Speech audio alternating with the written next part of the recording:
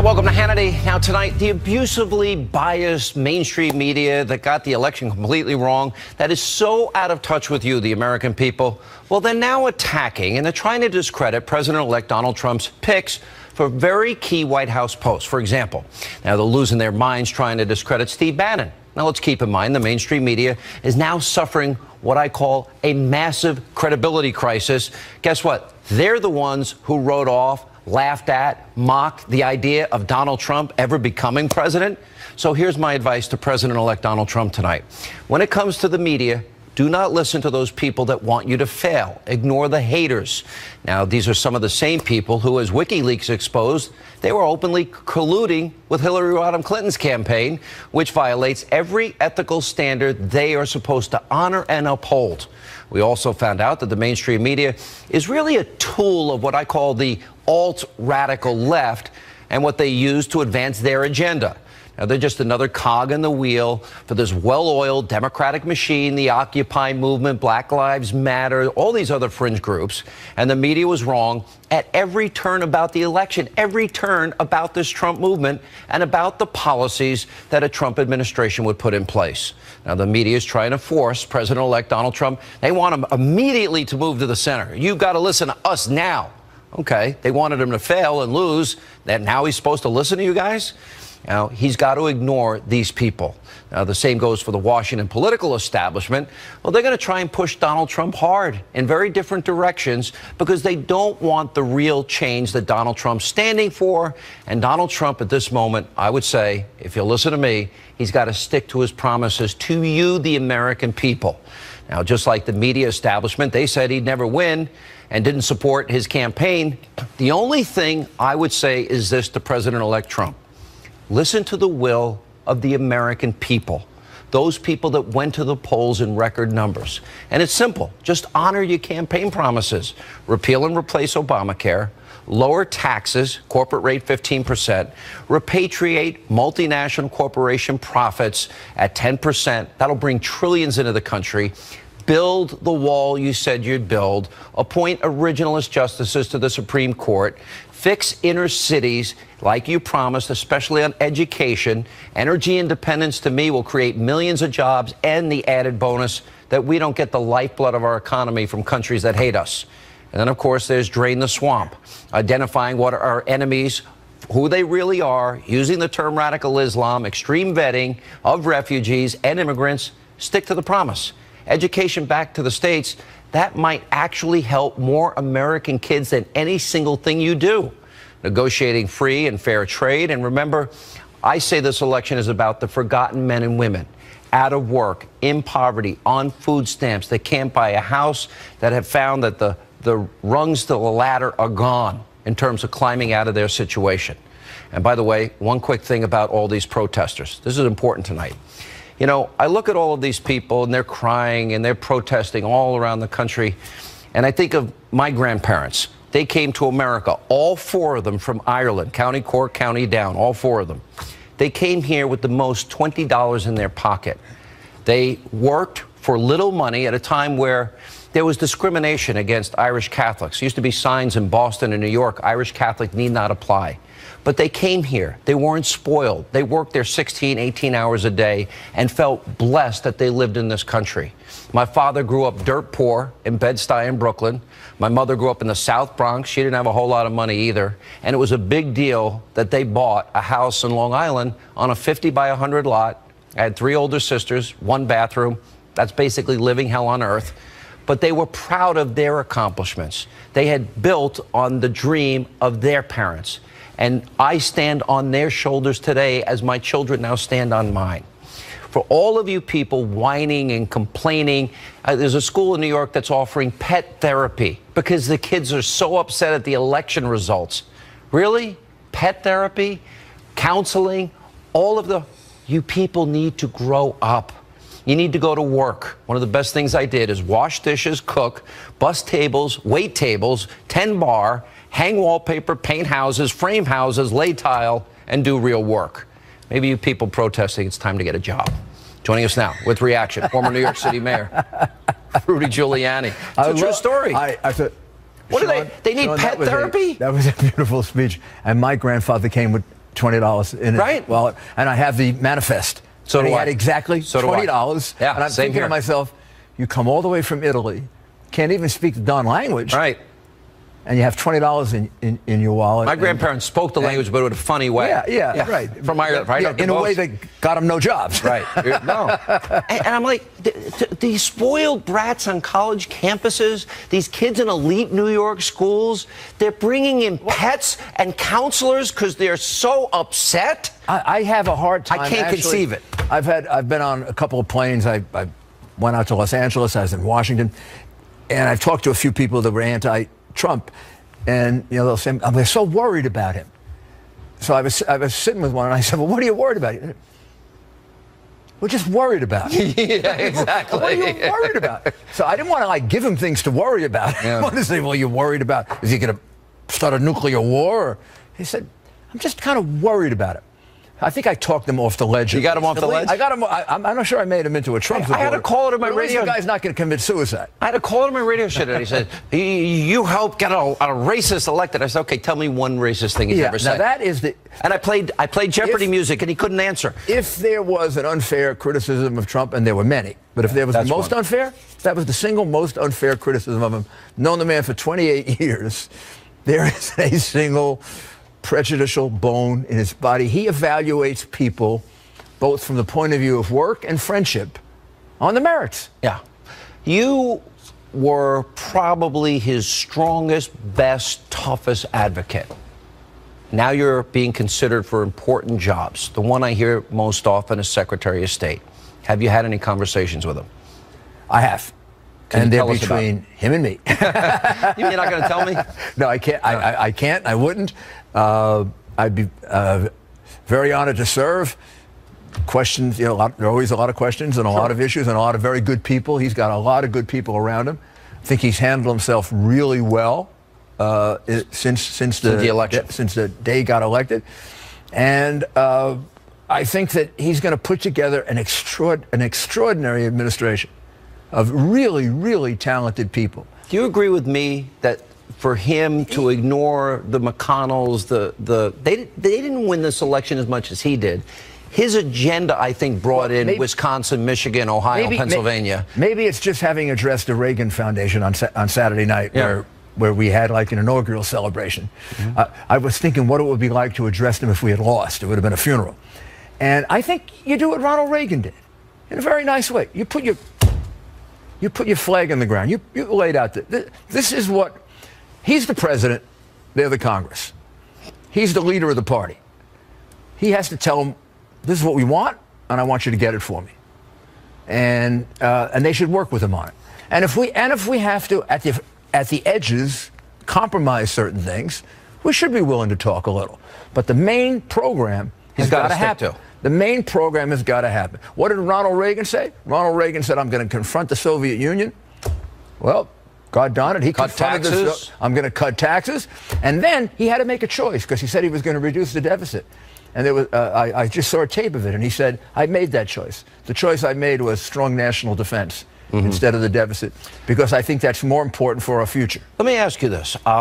We go back, our friendship goes back a long ways when you were the mayor of the city, cleaning up the city, and you did a phenomenal job. I watched it up close and personal.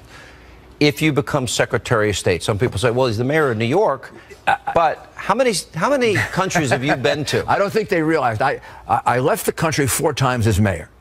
So I was kind of like trip deprived. Right. So since I left mayor, this is a rough estimate, I've been in 80 countries, 150 different foreign trips. Wow. And a lot of it for different reasons. Speeches, security consulting, where I helped bring down crime. A lot of people saw your expertise. So I brought down crime. Call the president of Colombia. He will tell you I reduced crime. My group did, not me, John Houvain and my entire group. We reduced crime in Cali by 42%. Wow. We reduced crime in Mexico City until the mayor of Mexico City got fired because he was doing too good a job. But that was 12 years ago. Right. So I've been all over the world. I know you're very close friends in Israel. Honorary knighthood. Yeah, I heard about that. From Great Britain. Yeah. Prime Minister Netanyahu has been my personal friend for 25 years. I never go to Israel without spending 2 hours with Bibi, and I feel I can call him that. And I know the world. I mean, I've been most of my last 15 years, I've been on an airplane. But you know what I think the world would remember more than anything else? When you were given $10 million and you found out what the person had said about Israel, and you said, take your money back. Also about the United States. That was a big moment. He blamed it on the U.S. foreign policy and Israel, our support of Israel. Yeah. And I said, take your money back. No, and I called up 5 widows before I did it. Good for you. So it wasn't my money. And they told me, we're with you. We don't want the blood money. We don't want the blood money.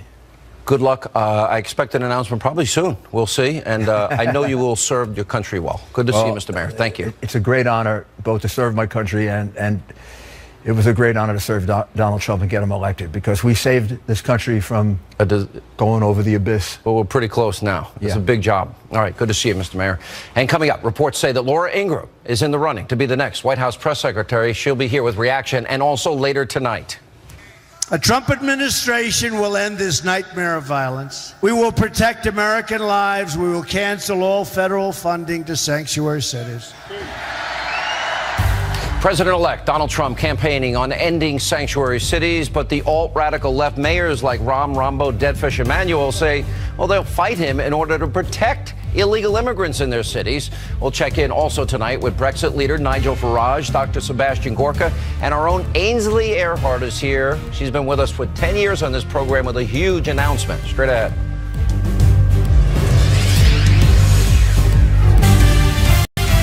In terms of staffing the cabinet, he certainly is taking the counsel of many people. Each of the positions have several different contenders at the very least that he is vetting and talking about very seriously. I think for Donald Trump, the criteria are very simple. Yes, there are people who are loyal, but not just to him, to his vision, his 100-day plan. All right, that was Trump's senior advisor, Kellyanne Conway, earlier today talking about staffing the new incoming Trump administration. Now, today, President-elect Trump, he met with Vice President-elect Mike Pence to talk about filling key cabinet and senior White House positions. Fox News can now confirm that Laura Ingraham's name is, in fact, being floated as a press secretary. Joining us now, editor-in-chief, Life Zet, and Fox News contributor and nationally syndicated radio host.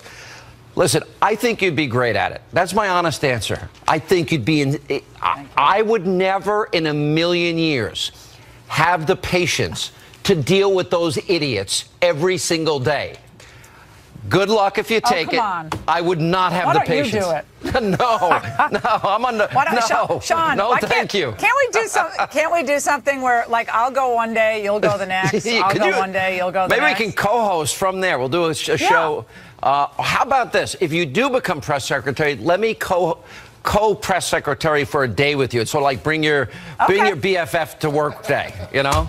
Okay, no problem. Bring my old friend to work day. I'd love that. I think the country would love it. I can tell you, Sean, the narrative is like so far ahead of where things really are. Yeah. But it's cool to be mentioned. I love what I do. You know, you and I are so privileged and blessed to be doing what we do. I just love talking to the American people every day. That's no exaggeration. Doesn't mean like every day radio is easy. It's not. But it is such it's just a blessing. It's a privilege. So I love my life. I love what I do. It's nice to have your name thrown in the ring. But there are so many great people that they're considering, not just for this position, but for a lot of positions. And there are a lot of people who are my friends. And I'm like, we'll see what happens. But I like what I do right now, to tell you the truth. You said you're honored to be under consideration. If I had to press you a little bit, and I'm not pressing you, you're a friend, I'm not going to do that. If you had to make a decision now and you were offered the opportunity, would you do it? I mean, I'd obviously want to talk to, Steve Bannon and Kellyanne and President-elect Trump and just, talk it through. I'm not going to, negotiate on the air here, but I just want to talk it through and see exactly what what it would entail. It's different for every administration. The press secretary position in the Reagan administration, and I worked in the Reagan administration in the second term, was different from the way it is now. The communications position is interesting in a lot of ways as well. I used to be a speechwriter, so that oversees the speechwriting operation, and press is just really dealing with the press and the press messaging. So it changes, though. There are different parameters for these jobs. I think you do a great job. And certainly your background doing what you do here and your background in talk radio. Look, most people don't realize you got to be on your feet for 3 hours a day, every day. Yeah. It is more difficult than I think the average person knows, but it also would be, I think, it would perfectly prepare you for that kind of task.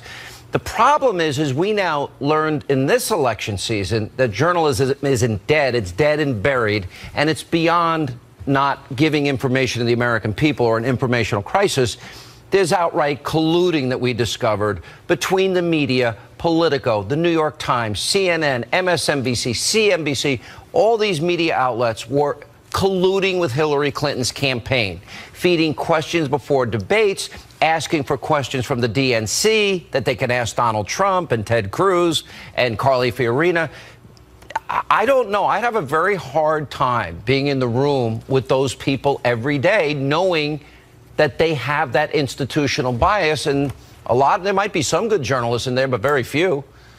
I think there's a lot to be answered for in this election cycle. I think the press has to answer for getting a lot of it wrong. And without a doubt, every survey, it's not conservative surveys, but every survey on press bias indicates that an overwhelming majority of Americans believe it's slanted, and it was slanted toward Hillary. So if you're a journalist and this is your job, just like politicians, have credibility problems right now. So to build back your credibility, if you're interested in doing that at all, with the people who pay the bills, which are the people who buy the products that are advertised on your news programs, I think they have to give Donald Trump a fair shot. I mean, they're supposed to act as a check on the administration, too, for sure. But they have to be fair about it. And I think that's what most people are asking for. And that's what most people should expect from the press. And it's a difficult line sometimes for them to walk, Sean. But if they're going to be in that business, then do that job. If you want to be in a commentator job, then you can do kind of what we do. But if you're going to be a journalist, be a journalist and do it fairly. And you can be tough, but fair. And I think if people are tough but fair, I think of people like Tim Russert, David Brinkley. He was really special. Yeah. He's in a category of his own. And we could use more people like him in journalism. I bet he would be pretty disgusted. I knew him fairly well. You knew him well. I don't think he would like what has been discovered this election season. Yeah, and I think of people like Brit Hume. Remember when Brit was White House correspondent over at ABC? He was tough. And Donaldson. and even Tom. Right, and even Tom Brokaw, when he was on the Today Show all those years ago, he's a Democrat, he's probably fairly liberal, but he played it pretty straight. You go back and look at the old election coverage from 1980, as I do because I'm a total, political geek. I watched the entire 1980 election coverage, and it was NBC's election coverage. It is fascinating to watch how straight they really played it. Wow. Just calling states. This is what's happening. And that's changed. It's a lot more commentary interjected. And I think that's to the detriment of a lot of good work that the press can do. So listen, as long as optimistic. If they would delineate what they do, don't tell us you're being a journalist and you're a talk show host like we are. Don't pretend to be something you're not. And that's what was exposed here. And the very people that are so critical of the fact that we do have opinions, but we're honest with our audience, are the very people that were bigger advocates than anybody ever really knew. I think that's where the corruption of media comes in.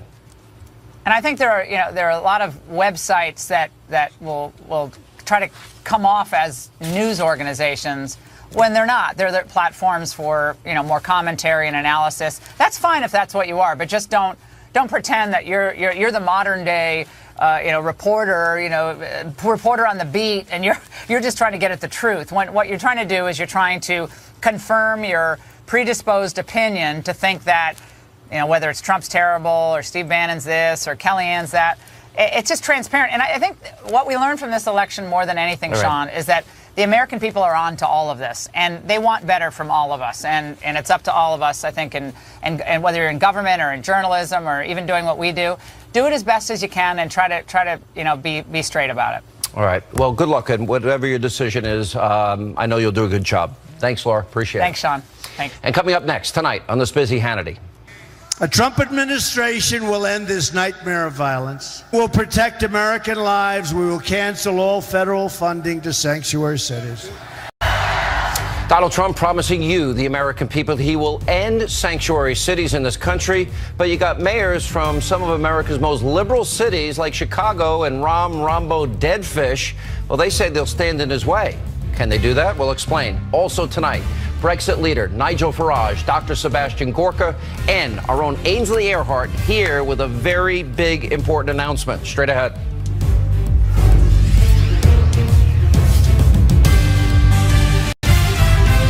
Sanctuary cities really fast, I can tell you that. Sanctuary cities. The nice part is you don't have to worry too much about sanctuary cities in Spencer, but it is, you ever see anything? It's almost like a free zone. You kill people and you're fine because you're in a sanctuary. It is so insane what's happening to our country. A Trump administration will end this nightmare of violence. We will protect American lives. We will cancel all federal funding to sanctuary cities. That was Donald Trump promising on the campaign trail to end sanctuary cities if elected. Now, President-elect Trump hasn't been sworn in yet, but already some on the left are very worried he'll actually keep his promise. How refreshing would that be? Anyway, cities that openly acknowledge they will not comply with federal immigration laws are now vowing to keep doing that which they've been doing illegally, including Chicago Mayor Rambo Deadfish Emanuel. Take a look at what he had to say. Chicago has in the past been a sanctuary city, took that executive order and made it an ordinance. To be clear about what Chicago is, it always will be a sanctuary city. To all those who are, after Tuesday's election, very nervous, is filled with anxiety has been spoken to, you are safe in Chicago. You are secure in Chicago, and you are supported in Chicago. Joining us now with reaction, Salem Radio nationally syndicated talk show host Larry Elder, Vice President, spokesperson for the National Border Patrol Council, Sean Moran. Larry, let me ask you to put on your legal hat for a minute. Some people may not know you are a lawyer in a former life, in spite of all these years of media. This, to me, why do I believe if I break the law or I pledge to break the law the way Deadfish and Comrade de Blasio, the mayor of New York, and others are pledging, why would I think I'd go to jail if I violated the law? Well, you probably would, Sean, but you knew this was coming. You remember when the House passed the so-called harsh immigration bill? The then mayors of L.A., Chicago, and New York all said they were going to defy the law. So there's going to be a day of reckoning, and the way that Donald Trump will have leverage, of course, is to try to withhold federal funding. I live in L.A. The former police chief signed something called Special Order 40 in 1979, and I interviewed him about that, and he told me that it was designed to do two things. One was to make sure that cops did not target people for immigration violations. And the second is, if you are an illegal alien and you're the victim of a crime, you shouldn't be afraid of coming forward and telling about that for fear of being deported. That's it. But that law, that order has been interpreted to mean don't cooperate with the federal officials. You have a violent criminal under arrest, and they're not being turned over to the Fed, sometimes even when there's a request to do so. So the whole Special Order 40 has been completely corrupted away from its original intention. Yeah. What is your take on that, Mr. Moran? I agree with Mr. Elder. This is a horrible law. I understand it from the mayors because they're political hacks, but these chiefs of police that are enforcing this law, they're not worth the metal that their badge is made out of. They took an oath to uphold the laws of the United States, not the laws of Chicago, not the laws of San Francisco, the laws of the United States. Our view is that this is sanctuary cities are an illegal order if they've enacted it into an ordinance like Chicago. So I know they can take funding back, but if you set out to violate the law of the land, is there any legal consequences for them for this, Larry? Well, you know, when you're in the country illegally, you have already committed a crime. I'm talking about the mayors. These people say, no, come to our cities. We don't enforce the law here. Well, first of all, wouldn't federal agents have the right to go in there and enforce the law that the mayor says he's not going to enforce? This is going to be full employment for lawyers, Sean. Believe me, there are going to be lawsuits filing all over the place. I think you're right. I think you can mandate that these mayors follow the law. They've not abided by direct court orders in some cases, detainer orders issued by ICE to hold people. That's why we've had these illegal alien murders we've had up in the Bay Area. And I believe that legally they can be compelled to do so. But the hammer has to be withholding federal funds. That's one thing that they do understand. And Rahm gets off just saying, violate the law, come to my city. He gets off doing that. Right. And I remember the mayor of L.A. once said there are no illegal people here. The point is, Sean, Democrats want porous borders for votes. They know that's where their political power is. They know that ultimately there'll be pressure for there to be a so-called pathway to citizenship, and 90% of them are going to vote for the Democratic Party. That's why they want to do this. Guys, good to see you. Coming up next tonight, right here on Hannity. All vetting of people coming into our country will be considered extreme vetting. We will be very careful. Very important issue. For months, Donald Trump called for extreme vetting of refugees, and for good reason. Officials warn that ISIS will try and infiltrate the refugee population. And today, Germany just announced a major operation to combat radical Islam as they took in so many different refugees. Brexit leader Nigel Farage and Dr. Sebastian Gorka are here. Then later tonight, Fox and Friends co-host Ainsley Earhardt is here to talk about her brand new book and much more. And her father joins us straight ahead.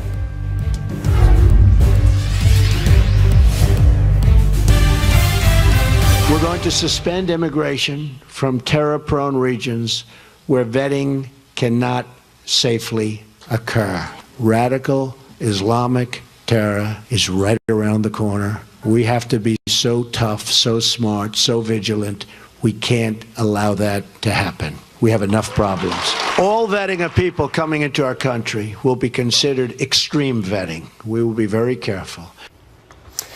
Now, that was President-elect Donald Trump promising extreme vetting to keep you, the American people, safe. Now, there's good reason to worry. Now, police in Germany, they stage anti-terror raids in 60 cities targeting an ultra-conservative Islamic missionary group, which is accused of trying to recruit for ISIS. Now, Germany may also have another problem on their hands. From January to June of this year, over 370,000 asylum seekers were registered in that country. U.S. officials have been warning that ISIS will try and infiltrate the refugee population here.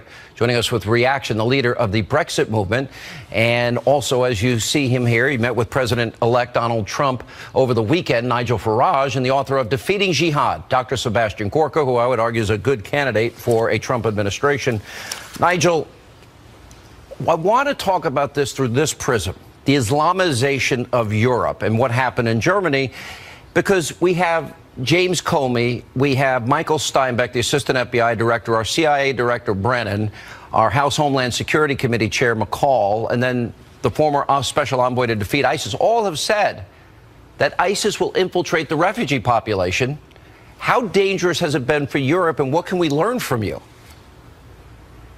Well, it's been disastrous. And, of course, Angela Merkel took the very opposite policy position to the one that President-elect Trump is taking. She said, if you remember last year, please all come. We can take as many people as you can send. And what have we seen? Not just a rise of radical groups, the likes of which the German police are trying their best to hunt down today, but also we saw those scenes, remember, on New Year's Eve at Cologne train station. The mass, open, sexual violation of women going on in a Western German city. Now, I'm not saying that because I want to demonize anybody, but I am saying this. What's happened from many of these Middle Eastern countries is the spread of ISIS. I feel that we ourselves may be partly responsible for causing it by toppling Saddam, by getting rid of Gaddafi, but whatever, the fact is it's there. And remember that in these countries, women are at very best second-class citizens. So at best, we're bringing in a problem, a cultural problem, that is going to be very difficult to assimilate and maintain our values. And at worst, we're bringing in people who actually want to kill us. And that's what our top intelligence and security officials have been warning. Dr. Gorka, good to see you again, and it'd be great to see you in the Trump administration. Thank you. But look, Donald Trump supports safe zones, victims of a civil war, food, medicine, clothing, supplies, safety, baby formula, whatever's needed, cots. There is this clash of cultures, though, that Nigel Farage is talking about, and that is if you grow up and you believe you can tell women what to wear and they can't drive and go to school without a man's permission, and gays and lesbians can be killed, and marital rape in some of these countries is legal, and the persecution of Christians and Jews are institutionalized, how do you bring people in from countries that believe that, have been born into that, that is their culture, and expect them to just become Americans, to, in other words, to assimilate immediately? It's a stretch to me. So, Sean, let's start with the fact that we are a Christian nation. We are a Judeo-Christian nation. So we help people when we can help them. But that is not a contract for national suicide. That doesn't mean, as Hillary Clinton said in her private speech to the bankers, we don't need any borders. Pull down the borders. The whole Western Hemisphere. Whole Western Hemisphere, one big happy party. It doesn't mean that you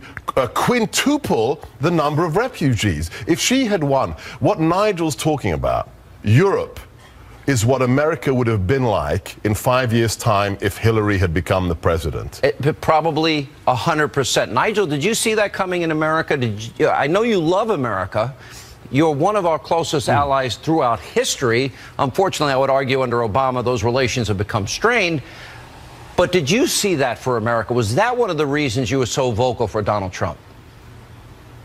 Yes, it was. I mean, the big picture is I believe in nation-state democracy. I believe that the people should be in charge of the decisions that affect their lives. What I saw with my country, with the European Union, was increasingly those decisions being taken somewhere else, and crucially, borders being completely removed.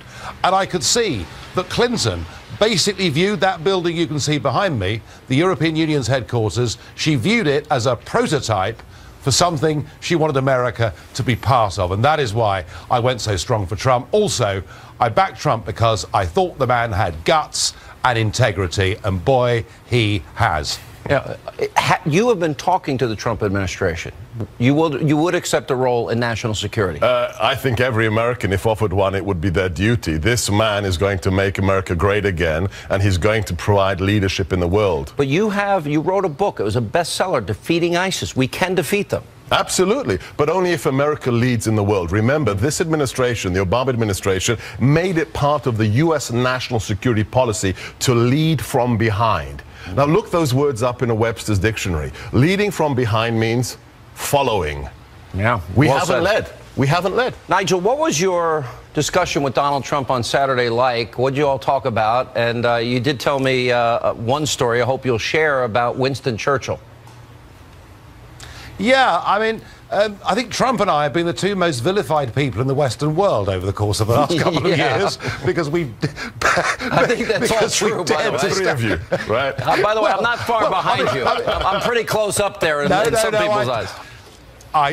I tell you what, Sean, you're in the running, mate. Don't worry about that. No, I mean, this is the extraordinary thing, is that the liberal elite, the establishment, those that have had it all their own way for the last couple of decades, brand us as being extremists, brand us as being racist. All we're saying is we believe in democracy. And I think after Brexit and now Trump winning, and I was talking to him on Saturday, I now hope it's going to spread like an infectious disease across the whole of the Western world. I found the president-elect to be reflective, thoughtful, full of great ideas, and I tell you what, and I was very honoured to be given that time with him, but I really, genuinely believe he's got the makings of being a great president. Guys, good to see you both. I hope things work out. I'd love to see you get that position. Thank you, Sean. Nigel, good to see you. Thank you. And coming up, Fox and Friends co-host Ainsley Earhardt.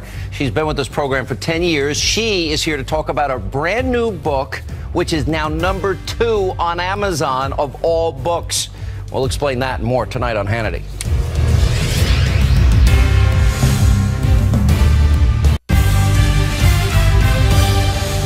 Hey, welcome back to Hannity. My next guest has been on this show working with us for over 10 years. Now she will barely talk to us because she got a big promotion. She's the co-host of the #1 rated cable morning show, of course, Fox and Friends, and the author of an incredible brand new children's book. It's called Take Heart, My Child, A Mother's Dream, our own Ainsley Earhardt. And with her, also her father, Wayne. How are you, Mr. Earhart? Doing fine, It's Sean. nice to see you, Thank sir. for having me. Appreciate it. Are you proud of her? Oh, very much so. Yeah, I was watching you this morning. You had your baby girl with you on the set. I did. That was really cute, and you were Thank on you. the show with her.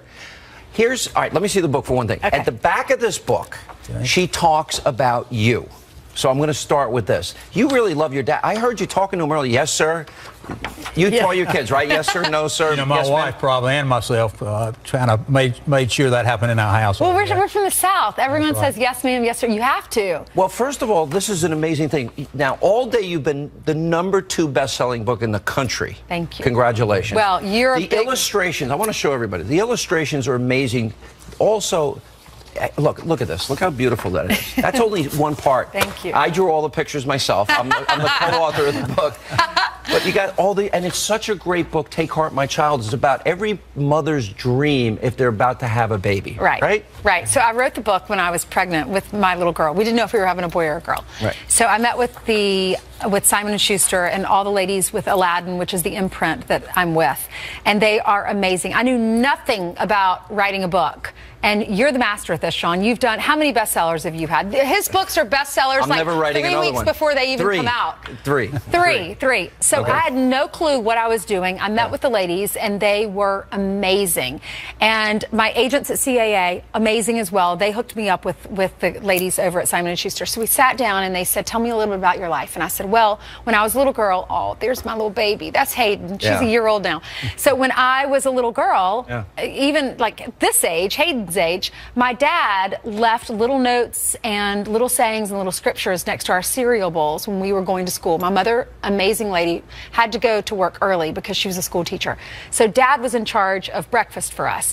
So he would leave little notes. And I was telling the ladies this. They said, do you have any of these notes? I bet he didn't make the healthy stuff that you eat now. You're really into healthy food, right? Yeah. Okay. I am. Let me guess. Pancakes, eggs, bacon, sausage. That's about right. And French He toast. made Mickey Mouse pancakes. Mickey Mouse pancakes? Mickey Mouse I never did that. Really? That's what every dad does.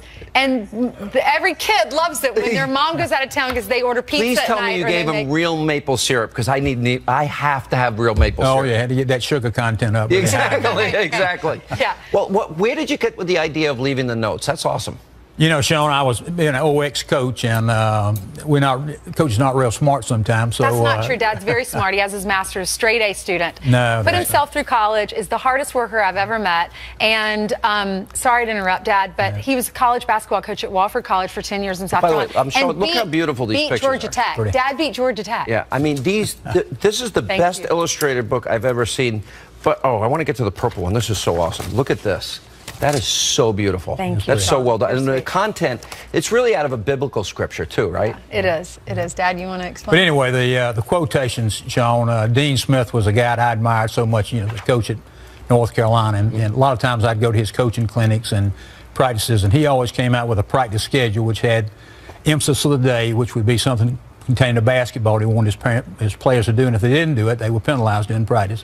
But he also had a quote of the day with some kind of life lesson. So that's kind of where I started writing down quotations that I liked, and then decided to. And you saved all these, Ainsley, right? I did. You saved them all? I Wow. saved a lot of them in here. Never be afraid to. I hope I'll never be afraid to fail, which was Walt Disney's line. Dad said. Abe Lincoln. I lost a lot of student elections, like in 2nd grade and 5th grade. I ran for class president and secretary all the way through. Well, and Dad always said Abraham Lincoln lost 17 times before he finally won. it's a I've great done the story. research I don't though. We don't really know No, if that's the true. best. No, he failed a lot. He failed a lot, in yeah. in his I don't life, know and how suffered a lot in his Right. life. All right. The book is amazing. If you have a child or a grandchild in your life, this is a book. Now's the perfect time to buy it with Christmas and you. the holidays coming up, Thank you. Thanksgiving coming up. And if they go to your Congratulations. And by the way, website- Hannity.com or Amazon.com, you can get a signed copy at my you go to website. Hannity.com, and you get 10% charity too. to Folds of Honor, because Dad that's taught awesome. me 10%. You give 10% away of That's what awesome. you make. So. All right, well, congratulations. Thank And you. you've been a big help on this show for 10 years and over been 10 years. my- We're it so has happy of been- yours. Seriously, we're very happy all that has happened and well deserved. It's been my John. pleasure. Sir, nice to see you. Thank you very much. We appreciate Look forward to being seeing you with us. again. Thank you. All right, and coming up, we need your help. A very important question of the day, straight ahead. And welcome back to Hannity, and it's time for our question of the day. So do you think the left, the wacky left, the mainstream media, do you think they're trying to push President-elect Trump to the middle? My advice to Mr. Trump, don't do it. They didn't like you then. They won't like you now. whatever you do. But anyway, we want to hear from you. Go to Facebook.com/Sean Hannity, at Sean Hannity on Twitter. That's all the time we have left this evening. Thanks for being with us. We'll see you back here. Hopefully, hope you're here tomorrow night.